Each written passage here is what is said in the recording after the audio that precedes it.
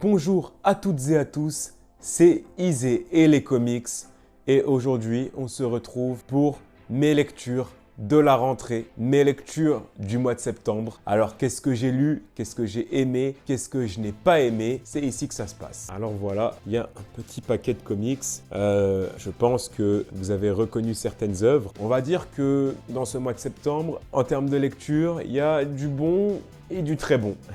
Alors, il est possible que cette vidéo soit en deux parties si elle fait plus de 10 minutes. Et n'hésitez pas à me dire dans les commentaires si pour les vidéos achat ou lecture, vous préférez une grosse vidéo de 15 ou 17 minutes ou parfois de 20 minutes. Parce que c'est vrai que quand je commence à parler de comics, des fois c'est dur de m'arrêter. Ou alors, si vous préférez deux vidéos de 8 minutes ou 10 minutes, disons une partie 1 et la semaine prochaine une partie 2. Voilà, n'hésitez pas à interagir, à me dire ce que vous préférez dans les commentaires. On va commencer sans plus attendre avec les deux omnibus de Preacher. Donc si vous avez regardé la vidéo des achats comics, c'était mon cadeau d'anniversaire. J'ai eu un bon de 60 € pour acheter des comics ou des BD, des mangas, parce que dans la librairie Vignette, ils vendent aussi des BD et des mangas. Et j'ai choisi d'acheter ces deux omnibus de Preacher parce que Preacher, c'est une série que j'aime beaucoup. Alors l'histoire de Preacher continue. Alors Preacher, ce qu'il faut savoir, c'est que évidemment, c'est une histoire qui est très irrévérencieuse, mais ce n'est pas gratuit. C'est-à-dire qu'à travers Preacher, il y a beaucoup de thèmes qui sont abordés, comme par exemple la religion, le racisme, le fascisme, le sexe abusif, l'extrémisme.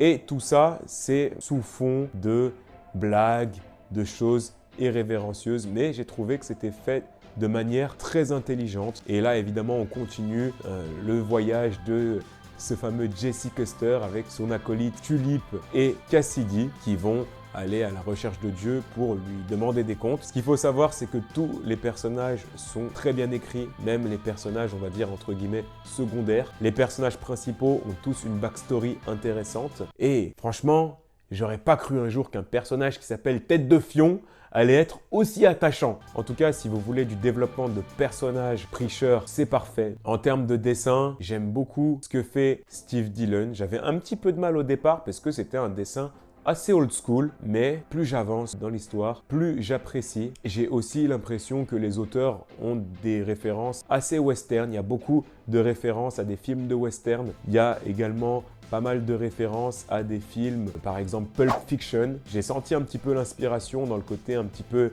irrévérencieux, dans le côté un petit peu je m'en foutiste de l'histoire, et aussi avec les histoires qui vont un petit peu s'entremêler les unes aux autres. J'ai bien reconnu la référence et moi Pulp Fiction c'est un film que j'aime bien, donc forcément quand je retrouve une scénarisation plus ou moins similaire, j'apprécie. En tout cas Preacher, je suis très content de continuer cette œuvre, et là ça va vers la fin. Il y a 6 omnibus et je viens de finir le 4e, donc j'achèterai certainement le numéro 5 le mois prochain et le numéro 6 le mois prochain pour prendre mon temps et finir tranquillement. Et en tout cas, je vous en parlerai, ça c'est sûr, parce que c'est une œuvre qui me tient à cœur. On continue avec Jupiter's Legacy. Alors, Jupiter's Legacy, comme certains l'ont vu dans ma vidéo achat, je n'avais aucun prérequis pour commencer. Enfin, quand je dis prérequis, c'est que, on va dire que je n'avais pas vu la série, parce que Jupiter's Legacy, c'est une œuvre indé et tu peux la commencer au tome 1. Mais j'avais pas du tout vu la série, on m'avait pas du tout spoilé l'œuvre, et c'est une œuvre que j'ai beaucoup aimé.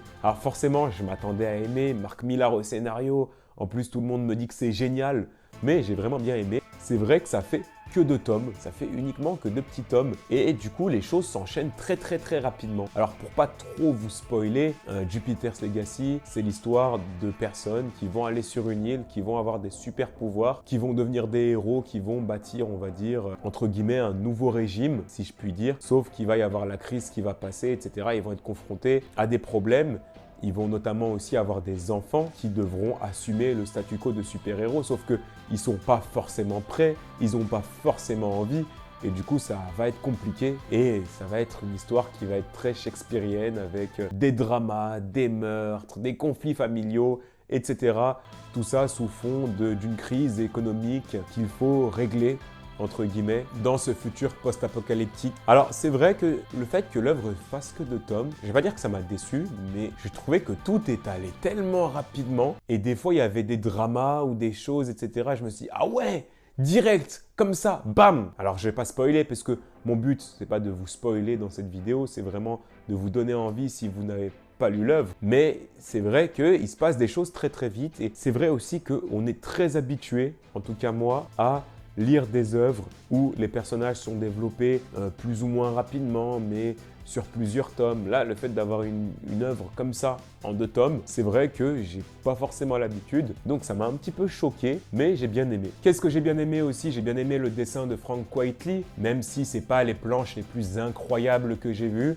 J'ai trouvé que ça faisait vraiment le taf, que ce soit dans les scènes de tranches de vie ou dans les scènes d'action. J'ai plutôt apprécié. D'ailleurs, si vous avez des œuvres de ce dessinateur à me conseiller, n'hésitez pas à le mettre dans les commentaires. J'ai trouvé aussi que le tome 1, c'était plus, on va dire, la destruction d'un régime politique et le tome 2, la reconstruction justement d'un autre régime politique plus adapté, peut-être un petit peu plus libre, on va dire, et un petit peu plus égalitaire. Le but est vraiment de créer quelque chose de nouveau et de ne pas refaire les mêmes erreurs. Alors c'est une œuvre qui n'est vraiment pas manichéenne. C'est-à-dire qu'il n'y a pas forcément de gentils, il n'y a pas forcément de méchants, même s'il y a des personnages que j'ai vraiment détestés dans cette œuvre, vraiment, concrètement. Mais il n'y a pas forcément de gentils, il n'y a pas forcément de méchants. Et le flou entre le bien et le mal est vraiment très bien retranscrit. Tu peux prendre parti plus ou moins à un moment pour chacun des personnages. C'est difficile d'en trouver un qui a raison lorsqu'ils ont des débats politiques ou des débats sur la vie. Tu peux vraiment prendre parti pour un petit peu tout le monde. Et pour conclure avec Jupiter's Legacy et le fait que ce soit vraiment pas une œuvre manichéenne, j'ai trouvé les super vilains plus attachants que les héros. Vraiment, j'ai trouvé que certains super vilains étaient plus humains que certains super-héros. Et je pense que c'est fait exprès pour dire qu'il n'y a pas de gentils, il n'y a pas de méchants, on est loin des œuvres de super-héros classiques. Tout est nuancé.